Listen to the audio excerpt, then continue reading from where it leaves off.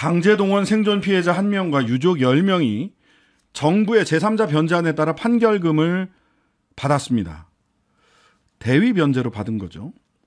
하지만 피해자들의 소송을 지원해온 단체가 11년 전 소송 당사자들과 맺은 약정서로 뒤늦게 논란이 되고 있는데요. 20% 배상금의 20%를 지급한다라고 약정서를 작성한 배경은 무엇이고 이 논란에 대해 어떤 입장이신지 일제 강제동원 시민 모임 이국원 대표님 모시고 직접 말씀 들어보겠습니다. 안녕하세요. 예, 안녕하세요. 네. 자, 일제 강제동원 시민 모임 벌써 14년 전부터 지금까지 강제동원의 문제를 알리고 피해자들의 소송을 지원해온 단체로 알려져 있습니다. 어떤 계기로 최초에 이 단체 만들게 되신 겁니까? 저는 이제 개인적으로 일제 그 피해자 문제에 눈을 뜨게 된 것은 올해로 딱 20년 전인데요. 네. 예. 제가 2017년 일본에서 소송을 하고 계실 때 고등재판소 그 선고 현장을 동행 취재한 적이 있었습니다. 아, 네네. 예, 그런데 이제 그 소송은 결국 2008년 일본 최고재판소에서 최종 기각돼서 패소를 하게 됐는데 그 소송이 끝나고 나서 여러 그 좀 부끄러움들이 시민들한테는 있었습니다. 하나는 네. 일본에서 제기된 소송을 우리들이 이제 일본에 대해서 쉽게 얘기를 하는데 정작 네. 피해 할머니들의 소송을 일본 있는 시민단체와 변호사들이 돕고 있었다라고 하는 것. 그런데 네네. 이 피해자들이 일본 시민들의 도움을 얻고 기나긴 싸움을 하는 동안 정작 우리는 이런 소송이 있는지 없는지 또 피해자들의 아픔이 어떤 것인지조차 모르고 있었다는 사실이 패소 결과보다도 더 가슴을 짓누르는 것이었습니다. 네. 그래서 우리들이 어떻게 할 수 있는 부분이 조금이라도 있다고 한다면 저 낙담해하는 피해 할머니들과 함께 뭐라도 할 일을 찾아봐야 되지 않겠느냐라고 하는 이 부끄러움으로 뜻을 같이 하는 시민들이 이제 이심 전심 모임을 만들게 됐고 그것이 이 출발이었습니다. 그러면 본인들도 처음 시작할 때 그런 부끄러움, 우리는 왜 이렇게 모르고 있었나. 오히려 일본의 시민사회와 변호사들이 그 할머니들, 강제징용 피해자들, 강제동원 피해자들을 돕고 있었다. 그럼 최초에는 굉장히 어려우셨겠어요? 사무실 한 칸도 없었을 것 같은데. 제가 14년 동안 오는 동안 6년 동안 이 단체 저 단체 옮겨 다니면서 다른 단체 빌려 쓰셨구나. 사무실 한쪽을 책상 하나만 놓고 빌려 쓰는 단체였습니다. 네. 그리고 사무실을 감히 생각지도 어려운 상황이었었고. 네. 그럼 비용은 어떻게 충당하셨어요? 비용은 그야말로 이제 드리는 회원들이 그때 이제 정해진 회비라고 할 것도 없을 만큼 그냥 네. 자기 호주머니 털어서 그렇게 온 경우였었죠. 그럼 정부 보조금이나 이런 것도 받으신 적 없는 거죠? 정부에서 요즘 국고를 탕진하느니 어쩌느니 하는데 혹시 정부에서 14년 동안 저희 단체에 네. 정부 지원금을 준 것이 있으면 정부가 먼저 털어놔줬으면 좋겠습니다.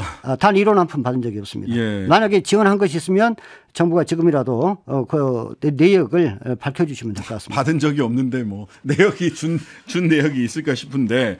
자, 정부 지원도 없이 전범기업 미쯔비시의 사죄 촉구와 항의 서명 운동 전국적으로 하셨고 일본 가서 이 서명 용지 전달하셨고 그런 결과물로 강제동원 피해자와 협상까지도 이루어졌습니다.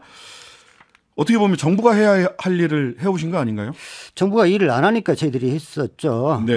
저희가 지원금 한 푼 없지만 애초에 뜻있는 시민들이 부끄러움 하나로 시작했기 때문에 시작할 때만 하더라도 일이 어떻게 될지 전혀 앞날을 전망할 수 없었었고 네. 다만 피해 할머니들 저렇게 낙담해 있고 억울한데 옆에라도 그 아픈 목소리라도 들어줘야 되지 않겠느냐 해서 해왔던 것이고 저희들이 이제 출발 목적이 애초에 이제 피해자들 지원하면 뭘 어떻게 지원을 하겠습니까? 네. 그럴 형편이나 여건에 있지도 않았었고 다만 저희들이 시작했던 것은 이건 매우 중대한 역사적인 문제이고 피해자들의 그 빼앗긴 인권 또는 그 피해자들의 그 존엄을 어떻게 회복할 것인지 그 인권과 명예를 회복하는 일에 저희의 애초 사업의 목적이 있었고 그러한 활동을 그러한 목적을 위해서 때로는 거리에서 비를 맞고 또 1인 시위도 하고 시민들을 만나서 여러 캠페인도 하고 또 뭐 정치권이나 지자체의 이 문제에 대한 관심을 촉구하기 위한 여러 가지 활동도 했었고 또 뭐 지방자치단체 찾아다니면서 이런 피해자들이 있습니다. 이런 피해자들 일본이 저렇게 나서고 있는데 우리 지역이라도 이런 피해자들 도와야 되지 않겠느냐 뭐 이런 일들을 해왔었습니다. 자, 그런 일들을 해 오셨는데 최근에 언론에서 먼저 보수 언론에서 먼저 이야기를 하고 먼저 기사를 내고 그런 다음에 국민의힘 쪽에서 얘기하는 것이 배상금 20%를 경제적 이득 20%를 단체에 교부한다. 피해자들과 맺은 약정서 이거를 놓고 돈 뜯는 조폭, 시민 파리 이렇게 비판을 하고 있습니다. 조폭이십니까? 그러니까 다시 한번 여쭙습니다만 아니 뭘 지원이나 하고 시민 혈세를 탕진한다든지 뭘 한다든지 얘기를 해야 되고 그다음에 이 단체는 99% 뜻을 같이 하는 회원들로 되어 있거든요. 그리고 회비로 운영했고요. 그렇습니다. 회원들이 회비 내에서 활동하는 것이 뭐가 문제됩니까? 만약에 이렇게 된다고 한다면은 지금 윤석열 정부가 뜻을 같이 하는 그 회원들이 이 활동까지도 제약을 하겠다고 한다면 전국 각 학교에 있는 동창회 또는 어떤 취지를 같이 하는 계모임까지 이게 일일이 관리하겠다라고 하는 것인지 제가 볼 때는 그야말로 적반하장인데 예를 들어서 일본이 자기들이 그 책임을 이행해야 될 것을 오히려 그 피해국가의 대법원 판결에 대한 그 해법을 마련하라고 했던 이것이 적반하장이 아니었었습니까? 네. 그런데 시민단체 지원은커녕 그 피해자들이 대법원 판결을 그 이행받고자 하는 이것들에 대해서 방해에 나섰던 국민의힘이 오히려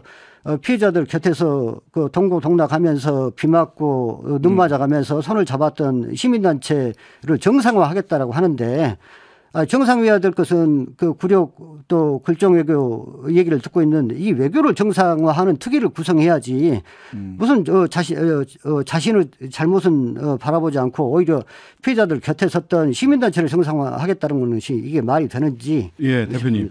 배상금 20%를 단체에 지급한다. 어떠한 경제적 이익이 있을 때 이런 문구가 있는 거는 맞는 거죠? 네, 맞습니다. 예. 이 배상금 20%를 지급한다. 이 배상금 20%는 어떤 성격인 겁니까? 돈의 성격? 그러니까 그거 약정서 안 쓰면 안 도와주는 그런 겁니까? 아닙니다. 네.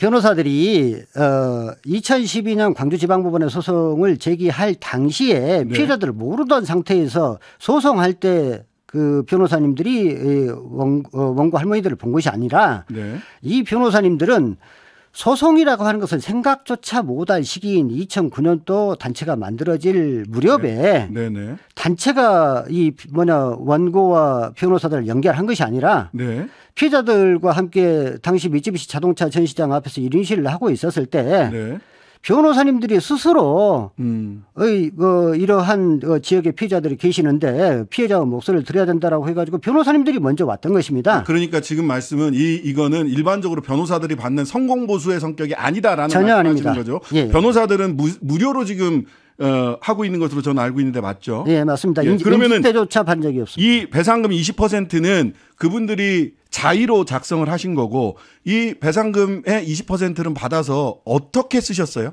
네, 우선 2012년 이전에 2009년도부터 변호사님들은 피해자들과 함께 때로는 필요하면 1인 시위도 하고 일본도 수차례 왔다 갔다 하고 그 이전에 2010년부터 12년까지 미쓰비시와 이 문제와 관련한 교섭이 있었거든요. 예, 교섭 멤버가 변호사님들입니다. 그러니까 성공보수 아니다라는 말씀은 됐고요. 그래서 이 돈은 받으신 돈이 있으세요? 아니, 없습니다. 20%. 예. 받은 바가 없어요. 아직까지. 예. 하긴 이제야 이제 판결금이 제3자 변제를 통해서 가고 있으니까. 근데 이 돈은 만약 들어온다면 어디에 쓰실 생각이셨던 거예요? 그때 이제 그 여러 해 동안 이제 이 원고들과 뭐 같이 활동을 해오는 기간에 특히나 이제 미쯔비시 협상이 진행되고 있었으니까 만약에 협상이 성공을 했다라고 한다면은 거기에 일정한 재판까지 안 가고 미쯔비시가 협상을 그렇습니다. 했었으니까. 예. 그래서 이러한 이제 소기 어떤 결과물이 나오면 또 다른 우리 주변의 피해자들 일제 피해자들 또 뭐 이런 역사적으로 좀 기록을 남기는 이런 일들에 좋은 일에 씁시다라고 이제 변호사들도 시민단체도 도움을 얻다 보니까 이제 할머니들께서 꼭 그때 그렇게 하자라고 할머니들께서 먼저 꺼낸 얘기들이었었고 이런 얘기들을 구두로 여러 차례 얘기를 나눠왔었었죠. 오히려 그 피해자들이 야 이거 당신들도 이 단체 운영하려면 돈 필요할 텐데 우리가 미쯔비시랑 협상해가지고 돈 나오면 우리가 돈 낼게. 제발 이거는 좀 받아라. 이렇게 그렇습니다. 얘기하셨다는 거죠. 자 그러면 징용배상금 20% 달라 전화하고 집까지 찾아갔다. 독촉하거나 강요를 했다라는 취지예요. 그런 적 있으세요? 자, 우선 20% 그러면 어디에 쓰이느냐? 거기는 목적이 지정되어 있습니다. 일제 피해자들의 그 인권 뭐 인권 침해 사실이나 이거 지원 사업이고 또 그다음에 이것을 역사적 기록으로 남기는 일에 쓰도록 되어 있고 만약에 피해자들이 생존해 계시면 1년마다 그 쓰임새를 보고하도록 그 투명하게 쓸 수 있도록 되어 있고요. 그다음에 이제 그동안 이제 돌아가신 분들이 있습니다. 그래서 이제 그리고 판결금을 일부 뭐 수령한 분들이 있으시죠. 그래서 이러한 내용이 있습니다 하고 가족들한테 당연히 그 원고 당사자와 맺었던 것들을 알려야 될 의무가 변호사님들한테는 있으셨겠죠. 예, 그래서 그것을 안내하는 과정에서 또 일부는 또 뭐 얼른 이해를 못하다 보니까 그랬었습니다. 강제나 독촉은 없었다. 그리고 이 돈은 성공보수가 아니라 동일한 피해자들을 위해서 사용하는 것으로 용도가 지정돼 있었다라는 말씀까지 들었고요. 동아일보가요. 1억 5천만 원 기부받았다. 피해자에게 428만 원 지급했다. 이런 보도를 냈습니다. 그런데 제가 정관을 살펴보니까 원래 뭐 처음 시작도 그렇지만 일제 강제동원 시민 모임은 피해자들을 금전적으로나 경제적으로 지원하는 단체가 아닙니다. 그렇죠? 그렇습니다. 아니 뭐 지원할 뭐 능력이나 뭐 이런 것들이 뭐 한계가 있죠. 정작 피해자들을 지원해야 될 것은 시민단체가 아니라 정부 역할 아니어야 됩니까? 예, 정부죠. 정부. 그리고 최근에 제3자 변제하겠다고 나선 그 법정단체가 있지 그렇습니다. 않습니까? 거기가 원래 피해자들 지원하는 단체죠. 그렇습니다. 행정안전부 산하에 일제강제동원 피해자 지원재단이 있는데 이게 정부가 그 일을 하자고 해서 만든 그 재단 아닙니까? 그러면은 정부가 해야 될 역할을 왜 시민단체에 묻습니까? 대신 시민단체가 그러한 고유 역할은 아니지만 그럼에도 불구하고 광주를 비롯해서 광주, 전남, 서울, 경기, 인천, 전라북도, 경상남도까지 7개 지자체의 피해자 지원조례를 만들어가지고 실질적으로 피해자들이 지자체로부터 매월 일정액을 받을 수 있도록 그 역할을 저희 단체가 했는데 왜 그런 역할들을 한 저희 단체를 뭐라고 합니까? 방귀 낀 사람이 성질 낸다고 오히려 해야 될 역할을 안 해왔던 정부가 아이고 피해자들 그런 역할을 한 왜 시민단체를 뭐라고 합니까? 네. 왜 이러는 걸까요? 정부에서는.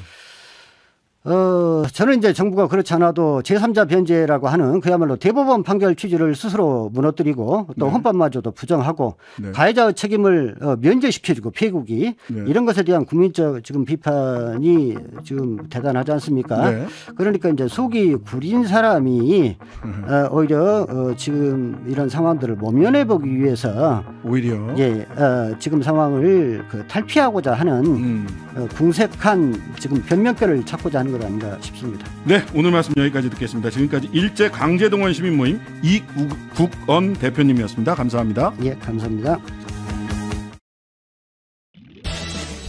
하루 종일 기다려지는 진짜 시사.